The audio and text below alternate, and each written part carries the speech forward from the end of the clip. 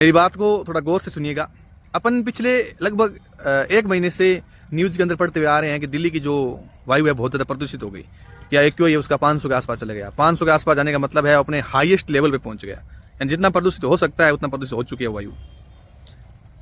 और अभी मैं जहाँ खड़ा हूँ ये कोई दिल्ली का पार्ट नहीं है, राजधानी की सड़कें नहीं है। मैं जहाँ खड़ा हूँ ये जगह है बीकानेर का विराटनगर।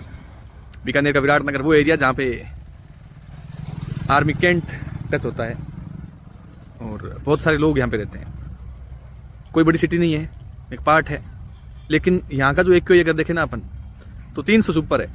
यानी यहाँ की जो वायु है उसके अंदर मिट्टी की मात्रा बहुत ज़्यादा है, ठीक है। और बहुत ज़्यादा को अपन इस आइडिया से माप सकते हैं कि सांस लेने में भी जोर आ रहा है, यानी यहाँ खड़ा रह करके आराम से सांस भी नहीं लिया जा रहा है। मैं भी आपको दिखाता हूँ, देखिए इस लाइट के आगे जैसे आपको लगता है ना जैसे कि फोग है या धुंध जैसा कुछ लगता है कि धुआं आ गई होगी, नहीं। ये देखिए आप इस लाइट पे, ये जितना भी दिखता है आपको ये सारी मिट्टी है और इतना डस्ट उड़ रहा है हवा के अंदर कि शायद कैमरे के अंदर सारी चीज़ें रिकॉर्ड नहीं हो पा रही है। लेकिन आप देखिए ऐसे कुछ लेयर जैसा बना हुआ है, जैसे कुछ लाइन खींची हुई है लाइट में और दिख रहा है। देखो ये पूरा मिट्टी है, बहुत भयंकर तरीके से मिट्टी है। देखो ये, ठीक है, देखो ये पूरा मिट्टी है, लाइटों के आगे अपने को दिखती है, बाकी वैसे अपने को पता नहीं चल पाता।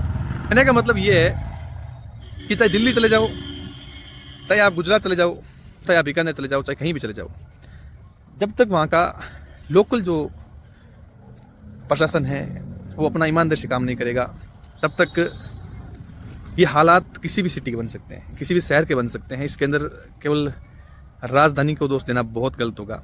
बीकानेर कोई राजधानी है, बहुत छोटा सा एक शहर है जिसको गांव भी कह सकते हैं, ठीक है। इतना कोई बड़ा शहर नहीं बीकानेर अगर दिल्ली के अपन कंपेरिजन करें तो। लेकिन इतने बुरे हाल है कि यहाँ इस टाइम सांस लेना भी बहुत मुश्किल है, बहुत ज़्यादा मुश्किल है। मैं जहाँ भी खड़ा हूँ